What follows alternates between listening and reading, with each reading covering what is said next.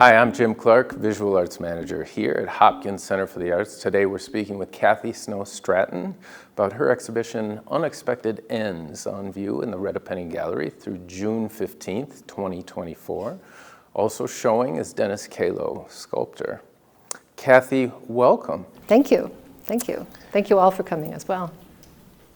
You have works on display in this exhibition from multiple series. I think when a viewer engages with the work, they'll notice that there are differences and similarities. A lot of times, viewers off the street will really focus on the similarities.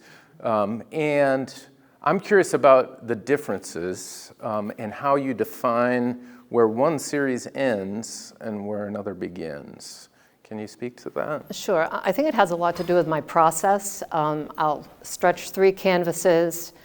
I keep it open-ended. I don't have a plan on how they're going to look or what they're going to be, but I'll experiment with a gestural brushstroke, think about what my color palette will be, and then I move through the work. I start all 3 canvases the same, dripping or using tape. And then I'll use the calligraphic kind of brushstroke, the gestural brushstroke, to a point, and then I will satellite off and finish each one in the series. So you may see like portals in one series. You may see the letters especially. I think they hang together. Those 3 have a commonality in their palette, their brushstroke, and I guess they're a set. They're just intended to be one idea, and then I move on to the next. And you said 3 canvases. Is it always 3? It has been. Yeah. I mean, always is a long time, but Sure.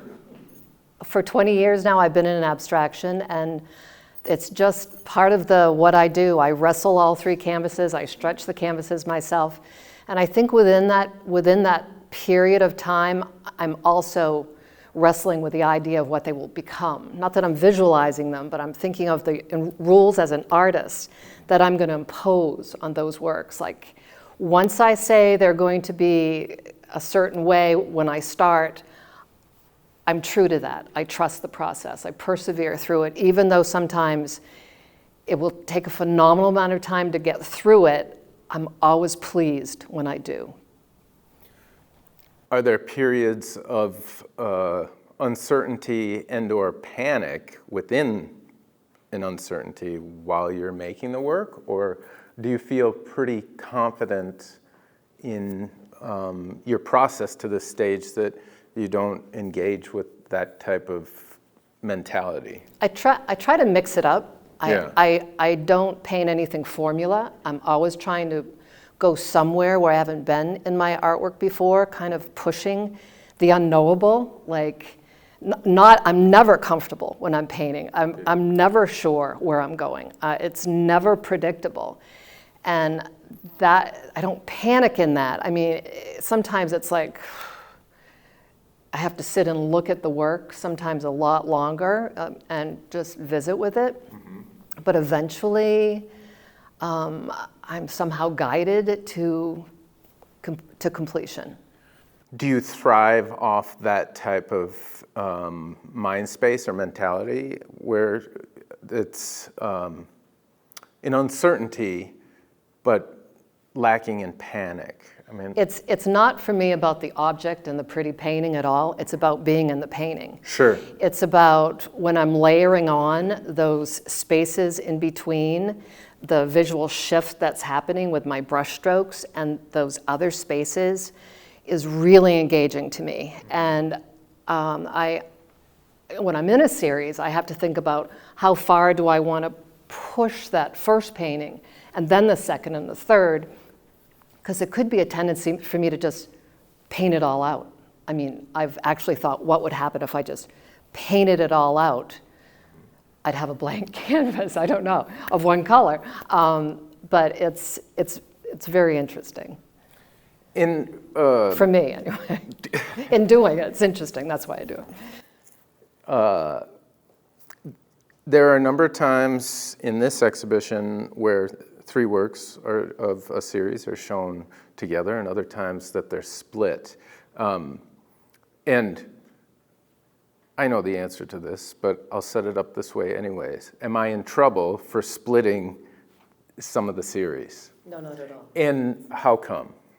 Well, they're started together, but they bring me through a whole passage. Each painting is like a passage of meaning and understanding that evolves with me. So yes, at the end I'll have three finished works that are kind of similar, maybe in value or idea. You can maybe grasp something, that there's something similar about these paintings. But at the end, they're all very different. And in fact, they all title themselves and bring me to places totally unplanned and unexpected. And do you feel throughout those three that there is a certain progression?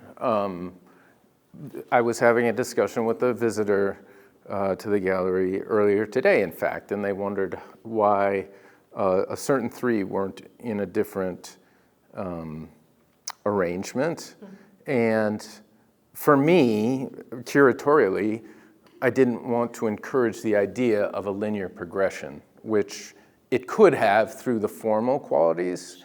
Sure. But do you actually, in fact, feel that there is a certain progression within those three, or is it important to you that they're not seen that way?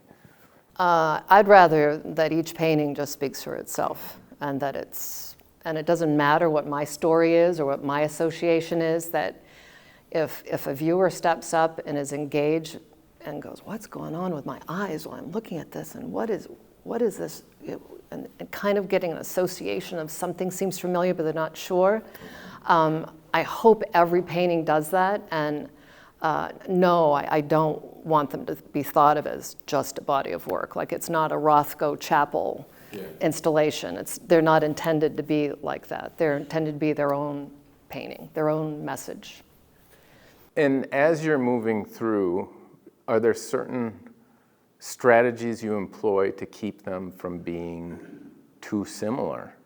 Like, what drives your choices to make changes within that certain framework? Because you said you come up with a strategy, internal rules.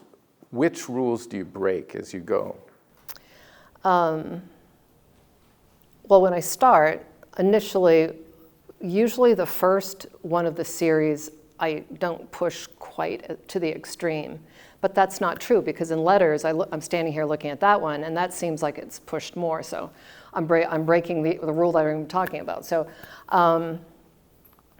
your question again. Well, is it more intuitive? It's about how you retain a unity in a series of three paintings, but also deviate. Because, I mean, the deviations are clear when you see them together, but I'm wondering process-wise, for folks on the outside, to give them a peek into what drives your deviation from rules or adhering to the rules as you progress. Does that make sense? Yes. I paint all of them initially at the same time, and then at one point I will put the other two away and work on whatever the first one is. And I try not to look at the other canvases as they're being finished. I know there'll be a similarity, but I pretty much just follow my intuition. And actually, it may sound wild, but I try not to think. And that's when it all happens. When I'm not thinking and I'm flying through the painting, something will shift in the work, and I may get an inclination of what the next work could possibly be.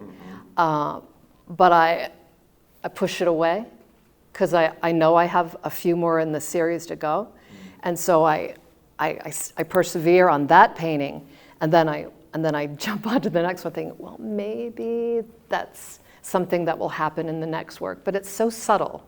And so, I mean, I limit my choices really so much but it seems like an infinite amount of choice in that little place I've created that sometimes it's boggling. But I just trust in the process, persevere, and I just believe that I will be guided to the end, and it will tell me when it's done, and that's kind of what happens.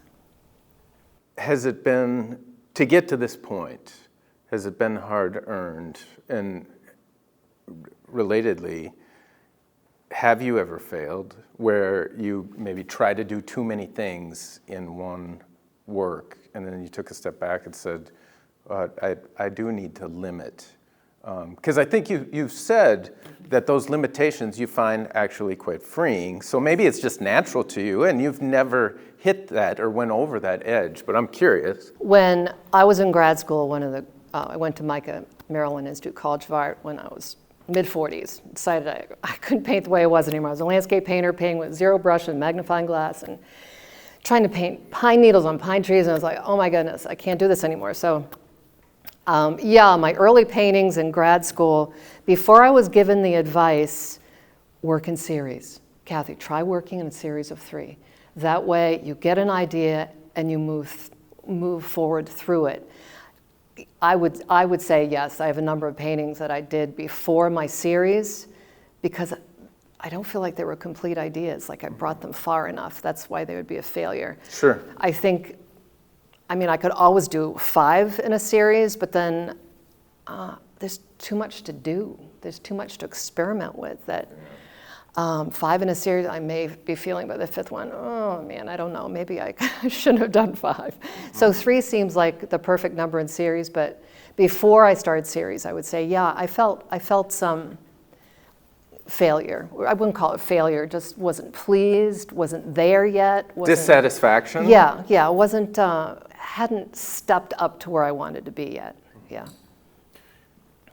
I think it's a common misconception of non-makers that when they see work that's non-representational, the knee-jerk reaction is, well, that individual wasn't capable of depicting representation, which is, we could come up with 1,000 examples of the contrary. Pollock studying with Thomas Hart Benton. Sure, Picasso. de Kooning. Absolutely. But maybe now it is more prevalent for folks, or common, for people to immediately engage with non-representation. But that hasn't been your journey, which you just alluded to. Can you tell us a bit about your history as an artist? And have you always been an artist? Well, I feel like I've always painted. My mother was a self-taught painter, and I would spend hours just watching her paint in mixed colors. But it wasn't until I was in undergrad in Maine and they sent me to the Catskills to paint with George Wexler at New York University. We're up in the Catskills just painting landscape from sunrise to sunset. And we visited Olana, Frederick Edwin Church's estate, which is his home, and it has much of his work, and it's just really left an impression on me. So for the next 2 decades, I'm like, I want to be in the Hudson School. I copied some of his work. It was like, I want to paint. I want to make people cry with my landscapes like he made me cry, kind of thing. And loved that until I was in my studio, as I said, in my mid-40s, and I really was painting with a zero brush with a magnifying glass and not liking painting anymore.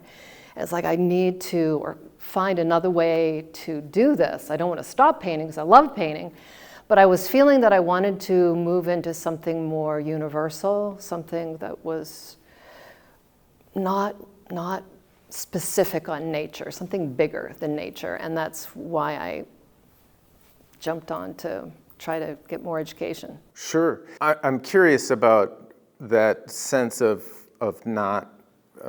displeasure. You weren't happy with something about it. Was it the act of the painting? Were you still pleased with the results of your labor, or was it that you were dissatisfied with both the labor of it and the fruits of those? The paintings themselves were no longer bringing you a jolt of joy, or I still love to look at those paintings. Okay. I love those places. I painted them of Maine, and they were absolutely, they still are beautiful to me. But as an artist, I couldn't see a lifetime of doing that. I was also, I was a teacher and also learning and reading about a lot of modern art, and thought, I could experiment a little bit more. I could, what would happen if I tried to really put some time and reinvent what I'm doing? Take everything I've learned and try to find a new language with paint that would help me have bigger ideas than just the beautiful landscape. I could take beautiful photographs, and there were so many people that could do the landscape probably way better than I could, that I felt, I don't know, maybe it's time to try something new. And I like being experimental, so that worked. Painting with a zero brush with magnifying glasses, tedium. It wasn't where I wanted to be. Can you tell us about the bridge or the transition point between the representation? You identified it was no longer satisfying to paint in that way. Was it like a switch went off and suddenly work like this spilled out, or what was that transition like? I started looking at Asian painting, Chinese black ink paintings, and started thinking about the other space, the negative space. And in Asian art, it's very charged. And in my landscape paintings, it was always about the sky. There was something. But when I realized it was just. I was just looking into infinity. I was more interested not in the land and nature so much, but in actually space and light, and could I paint light, and what was that space, and what is in that empty charged space, and that those spaces in between the brushstrokes actually became a lot more interesting for me. I was painting trees, and I overlapped, I was doing ink painting, overlapped an ash tree, painting brushstrokes, and I overlapped the tree, I don't know how many times, and it was like a breakthrough piece. Oh my goodness, I think this is abstract. It happened at midnight, and I was a school teacher, and I stayed up till 2 a.m, just sitting in my living room, looking at this painting like, oh my gosh, what have I, it makes me shake to think, but what have I done? It was like one of those moments as a painter and I was forever changed. That was it. After I did that painting, there was no looking back. And it's only gotten more interesting, and I've way left the tree behind in nature, and now it's something more universal and bigger. And I want to make sure I am hearing you correctly, because it sounds like you had identified a need for growth, an interior personal need for growth, but you didn't identify the direction it was going to take. You kept working forward. I did. And it was through the work that you had an epiphany. Yes. Yeah. Yes. I was sitting in the woods in Maine, and winter, I dragged an Adirondack chair out there, and I like to listen to the brook melt in the snow, and it was like early spring. And I looked through the bramble of all the bare the trees and the bushes, and it reminded me of a Jackson Pollock. It's like, oh my gosh, I'm painting trees, and I'm playing with that kind of space. Could I do a painting that would have that kind of energy? And because I love Pollock, whenever I get a chance, I sit in front of a Pollock and the little bench they have in front of the painting, and just absorb the harmonic, huge field. And I saw that in those brambles, and for me, that energy, and then that happened with the overlapping ash, the tree, that it just changed my work. And not all Did I answer that? Absolutely, Oh, good. yes, wonderfully. Too many words? Never too many words Okay. around here. Oh, good, phew. Not that dissimilar, maybe, from Pete Mondrian's development, of whom you reference and pay homage to in that series. So you've spoken of Pollock and Mondrian, and some difference between Rothko, but I see a little bit of Rothko's sensibility. Are there other artists, and maybe artists that we wouldn't expect, that influence or inspire you? Pat Steer was one that really made me think about giving the painting more control than me. Where she, if you're familiar with her large waterfall paintings, and she will apply the paint and just watches the painting paint itself. And I just love that concept of giving up that power and having to have patience. So she's one artist where I get the drip from. I think Mondrian, I got the grid from, and the language or the bravery to try to make some sense of what abstraction is, moving from a landscape painter to like explaining what I'm doing to people who expect to see landscapes on the wall, you know, giving me that kind of language. And I love line, obviously. And the brush, I love I'm always finding out what the brush does. And I don't so much want to model with a brush, I want to be involved in the line. And Bryce Marden is one that's like, gee, he just pretty much does line. Why can't I? So when I was breaking into abstraction, it's like I can put together a code, my own kind of language, bits and pieces of artists that fascinate me, and see what happens. And I'm still messing around with trying to figure it all out. Haven't figured anything out, really. I'm just taking it canvas by canvas. But it's a pretty nice place to be. Yeah. For sure. And they've informed me, and as an artist, given me confidence that, you know, that they've had these tools, and it's a means of getting into the painting, starting a painting, and working through your thought processes and your problem solving. We've had visitors remark on different qualities or objects or spaces that the works suggest to them. And I think it's a natural response to non-objective work that people look for object. And I've heard textiles and woven fabrics, and people have been flabbergasted that they don't have a physical topography to them. I mean, they've been getting quite close. There's also Gothic arches. I like that. You're putting I don't. eyeballs. Stay back. I'm just kidding. Just don't touch. Gothic arches, rose windows. I think Saint-Chapelle with some of the works. How important is it or not to you that they suggest objects or spaces or even a narrative?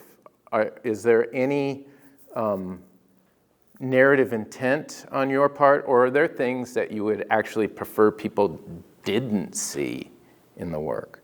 I think once you put your painting on the wall, it's open season. I mean, people can see whatever they want to, and hopefully, you know, it's a pleasure experience, but, you know, it may not be. It may jive something in your subconscious that you'd rather not grapple with. I don't know, but abstraction, I think that's why I like it or love it. It's because it's so open to interpretation, and I think everyone, and I love hearing people ask me about it. I've heard the textile thing, but I think it's because of the vertical. It's the first, maybe a first association someone might have. Oh, it's kind of like a piece of cloth. You know, I've heard that before, but that doesn't bother me. No.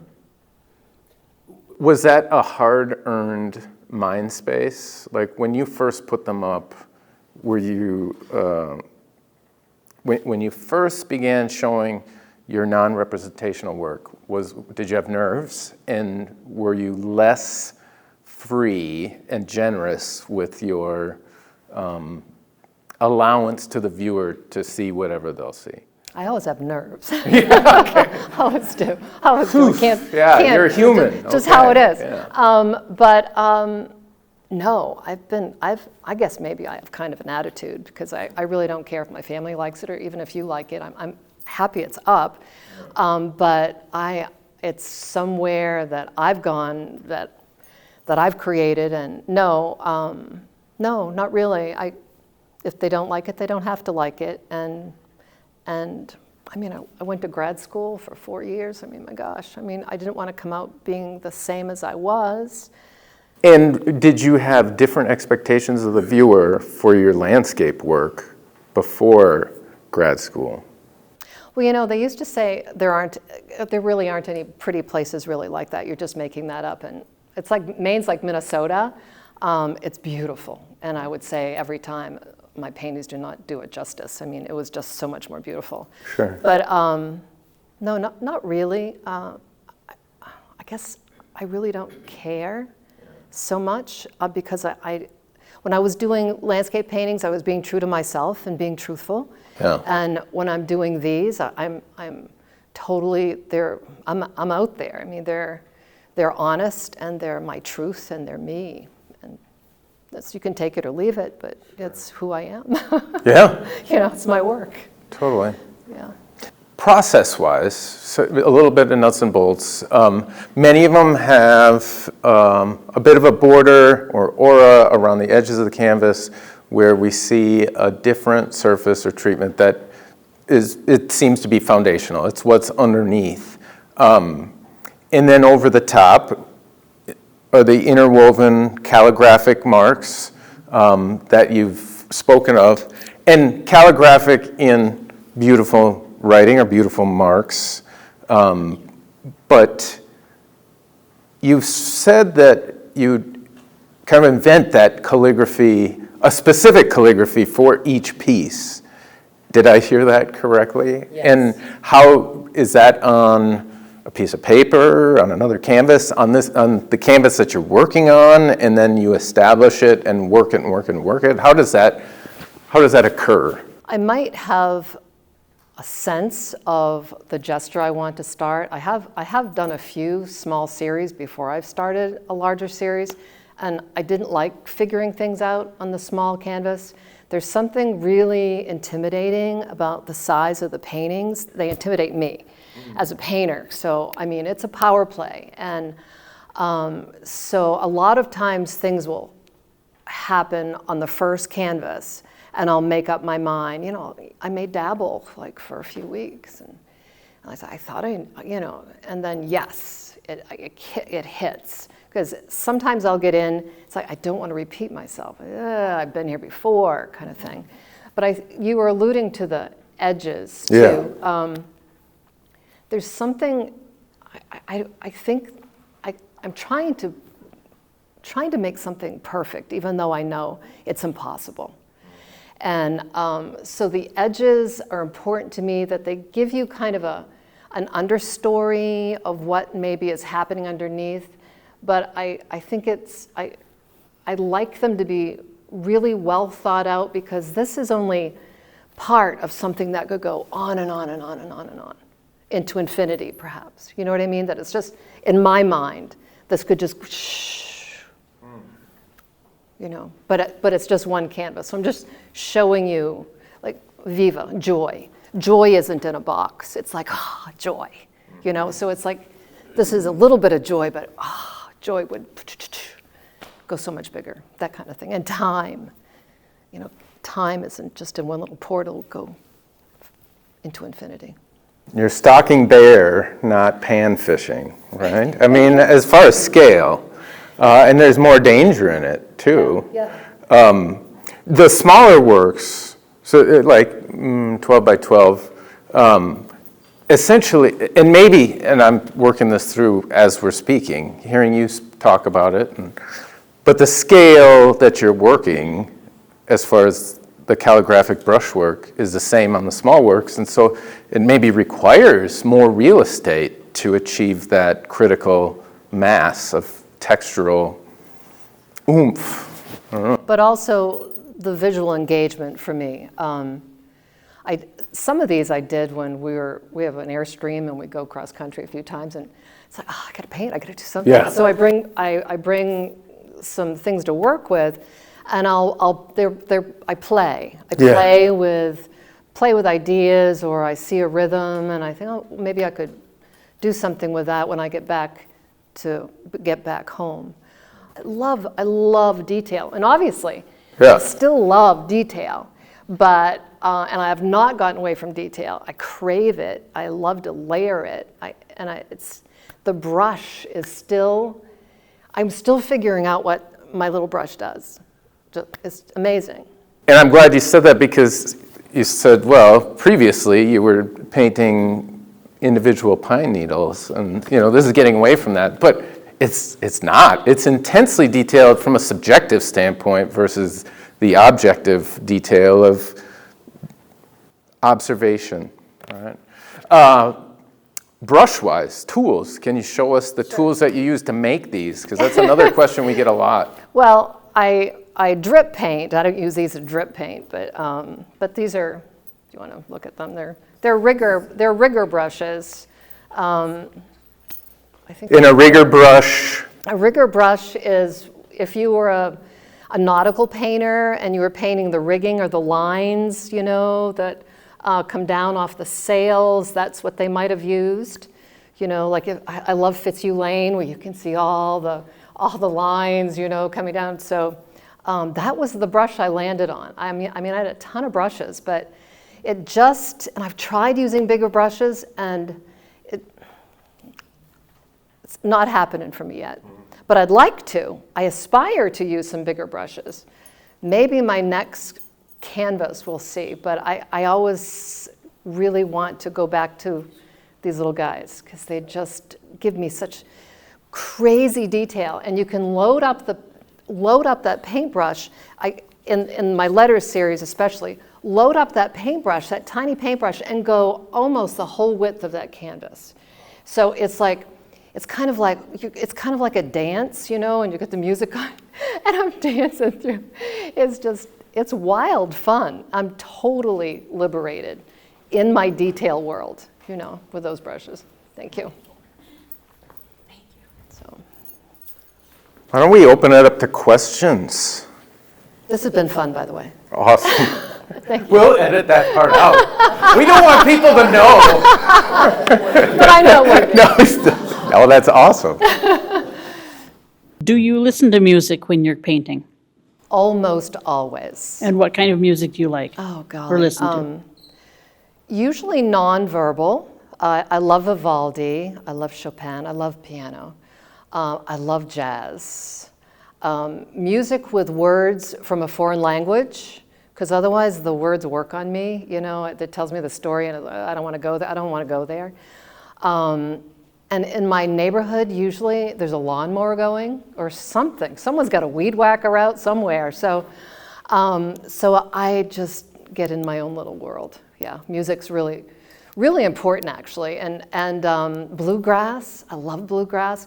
And I'll find that when I'm painting, I will go with the speed of the music. And it's not unusual, I don't know if I've said this before, but for my paintbrush to fly out of my hands, and it's just really fun. I have a blast, really. Thank you.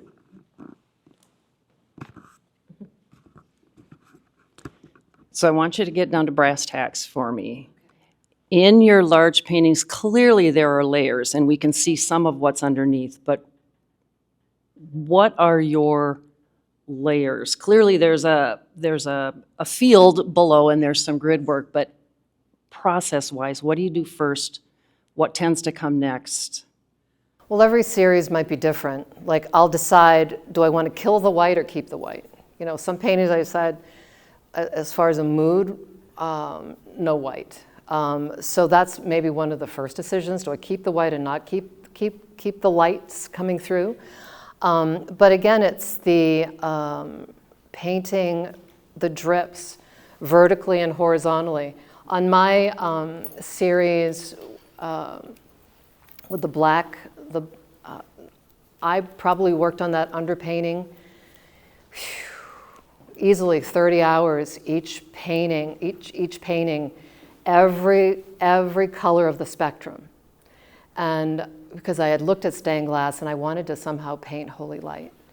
And I'm raised as a Roman Catholic, and I see so much of what I do through that lens.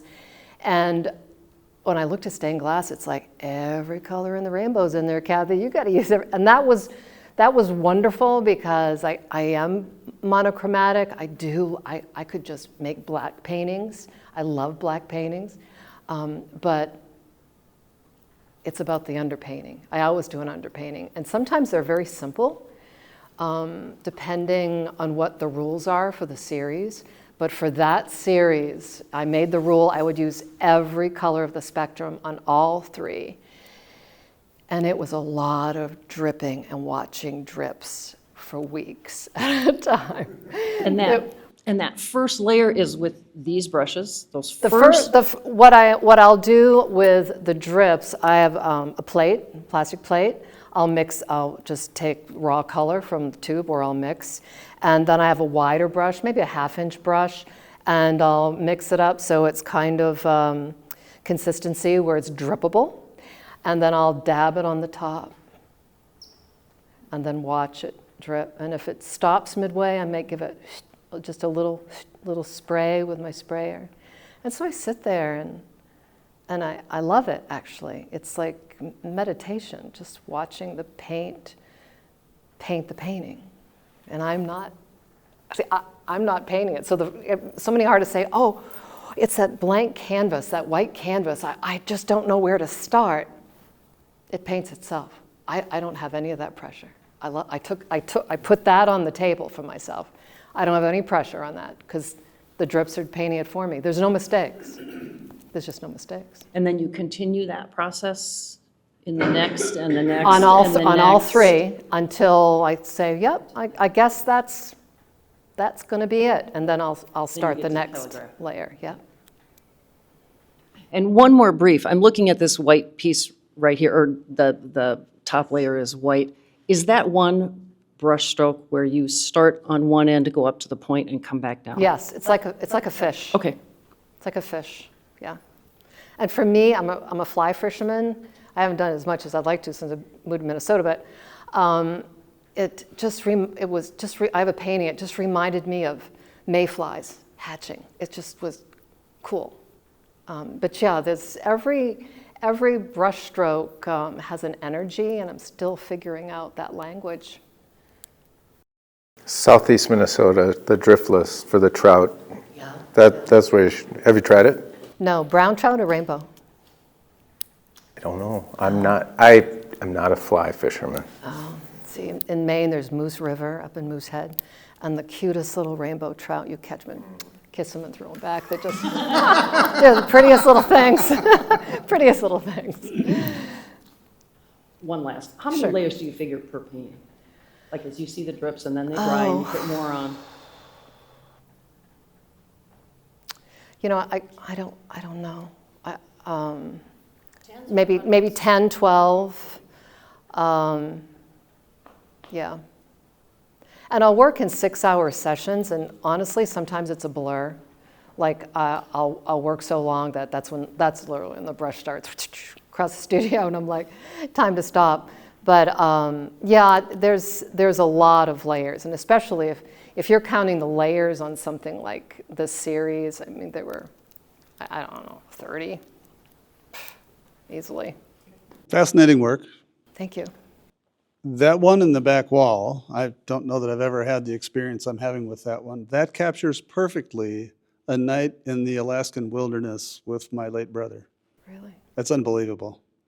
That's first time I saw it, it's like, oh, Dan and I were there. Wow. And it wasn't there because you've painted, nothing that was there is on that painting, Right. but the feeling of it is there. And Oh, thank you. I'm getting chills even talking about it. Thank you. That's not my question, though, because I have questions, always. You mentioned gestures, and I'm learning how to draw, hoping I'll actually be able to do something worth showing. I've shown some stuff. But gestures are always a challenge to me. And I can't tell my teacher that because he's really on. So it's gesture on as doing in it. figure? When you say, I generally do figurative stuff because I have no idea what a gesture of an abstract would be, and that's the heart of my question. You say that you often start with a gesture. Yes. What does a gesture look like for something like this, for this type of work?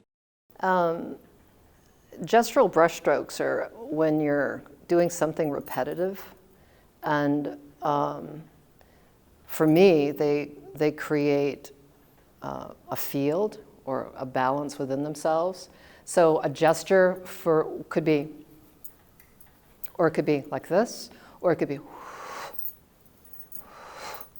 or it could be, oh my goodness, in the letters, I was actually did actual words in some of those paintings and didn't even realize I was doing words.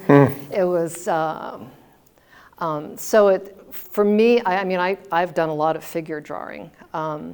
And I know the importance of the line, the contour of the line, and love that. But for me, it's the movement of my arm, sometimes the whole movement of my body. I mean, when I'm doing the dripping, I'm like going down, I go and dab the bottom drip.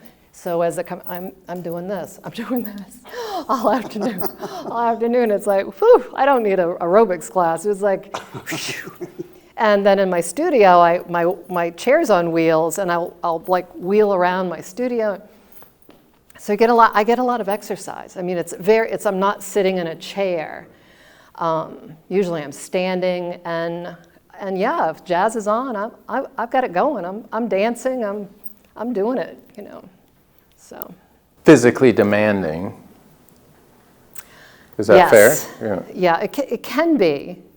I mean, after you paint for 4, 5, 6 hours, and then you stop. Go, oh yeah, I am a little tired. Maybe I am hungry, kind of thing. So. How many hours would you say a typical painting takes? Did you talk about 30 hours? No, that was 30 hours for the underpainting. That wasn't the brush stroke. I would say anywhere from, it depends. I did try to keep track, and I'd say 100 to 150 hours. I paint maybe, it's probably more than that. I paint maybe 6, 9 canvases a year. And I got some of the best advice years ago when I was just getting into abstraction. And one of my mentors in grad school, he said, don't worry about how long it takes you. Don't even think about it. Just do it. Don't even think about, oh, this is taking too long. Just do it. And maybe I've taken it to the extreme, I don't know. But for me, it's not about finishing. A lot of times I'm really sad to see the painting ending. And I know it's ending when everything is unified, and then maybe I have a few edges I have to go and bring into the harmony, the symphony of the work. But they're a lot of time.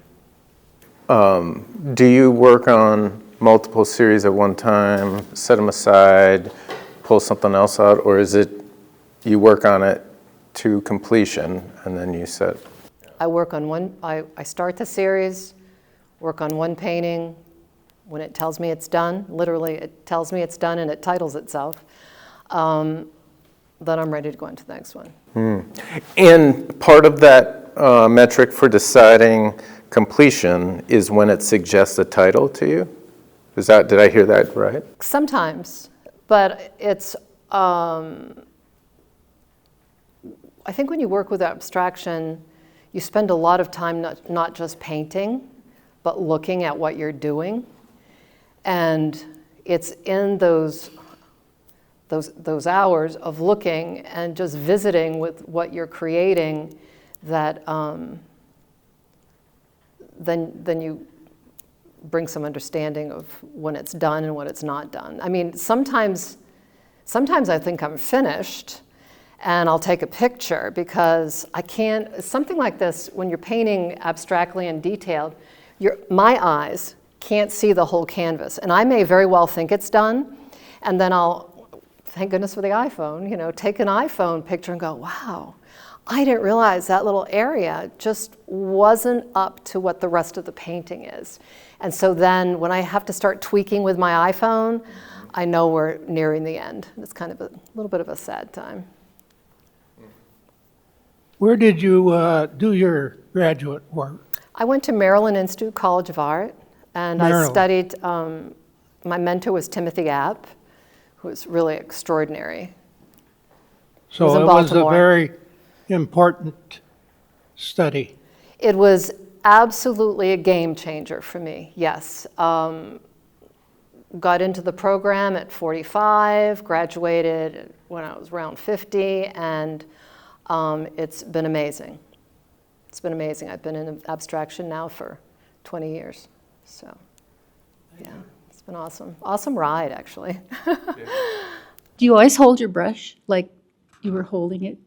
And you use short brushes? I do hold it at the end. I don't like holding it like a pencil. And when I used to teach my students about painting, because the brush has, I love the bounce. I love the bounce of the canvas, love the bounce of the brush, and it's my little instrument, or I'm its instrument, and it's just showing me what it can do. Short handles? Yes. Yeah, this brush is, boy, if they ever stop making it, I'm in trouble. I have to make my own. I don't know. What's the bristle material? I think it's sable. Yeah, it's very soft. And when you get them wet, they make the most delicious mark, the most beautiful. Well, I don't know. I think they're beautiful marks that I've ever experienced with a brush. Have you developed a muscular, you know what I mean? Physically, was it more difficult in the beginning, and then now it's a little easier because you've done it more and you've got some muscle memory from the...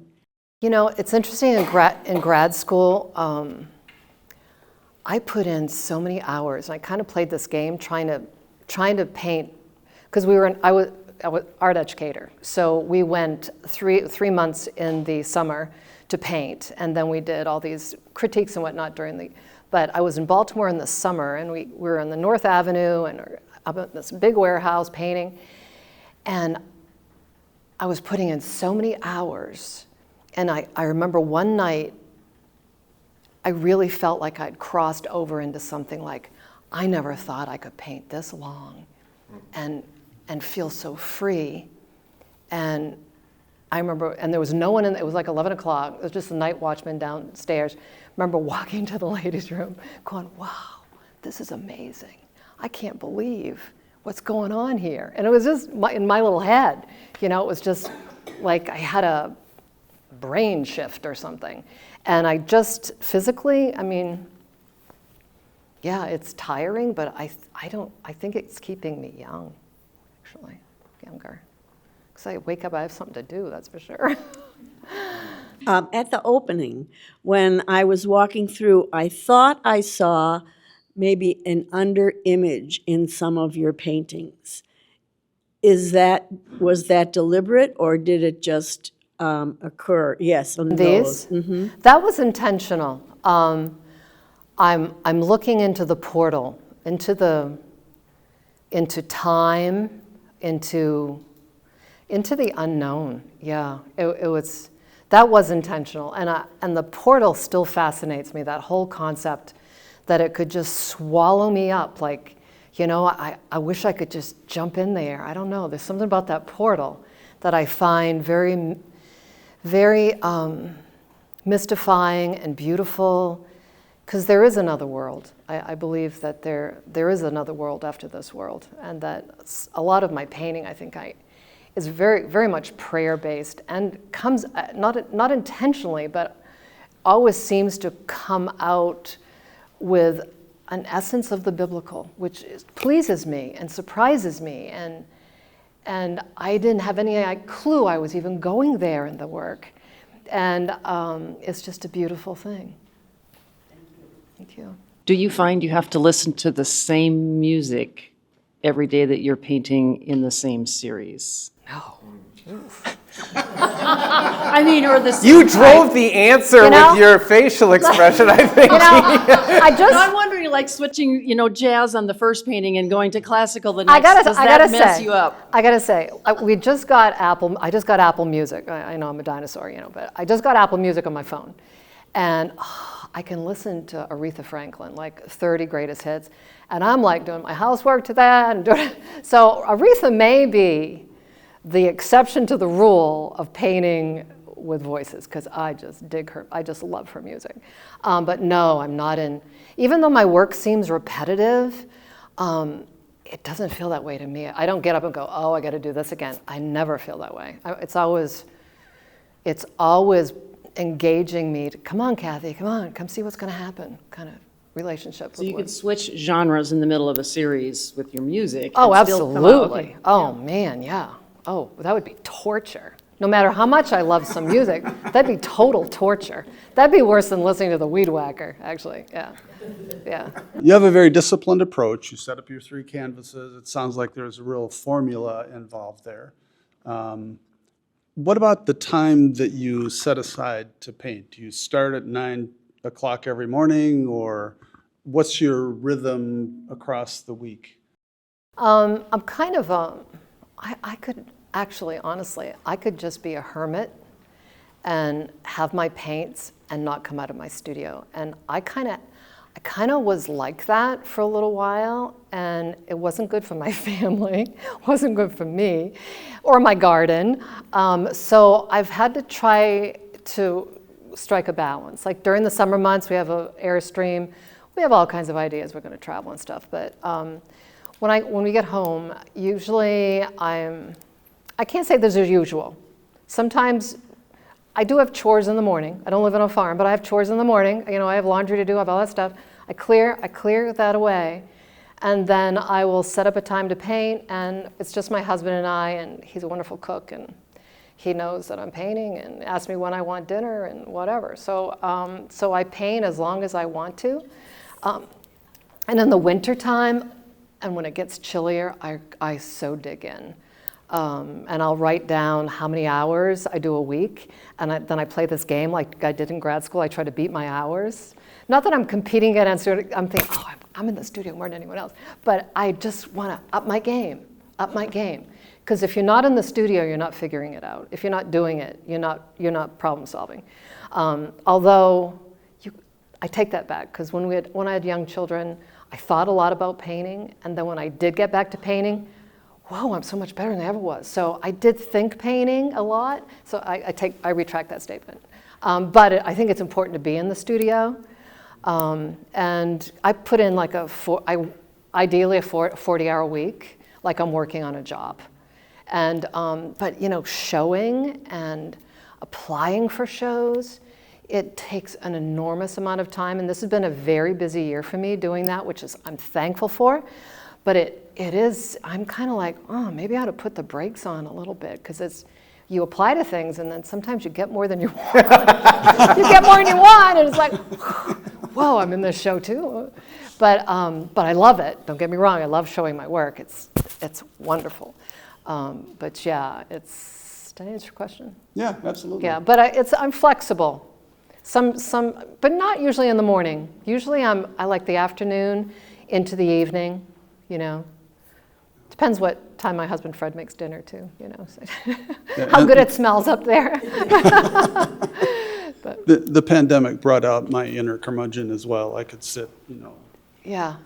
all by myself and be quite happy. Yeah, absolutely. Yeah, I've said, I could live off the coast of Maine, an island, and just, people come see me by boat and bring me my groceries, but oh man, it's just, I do love nature and light, being surrounded by beauty, and Minnesota's beautiful that way. Kathy, thank you so much for sharing your work Thank you. with us. This has been really wonderful.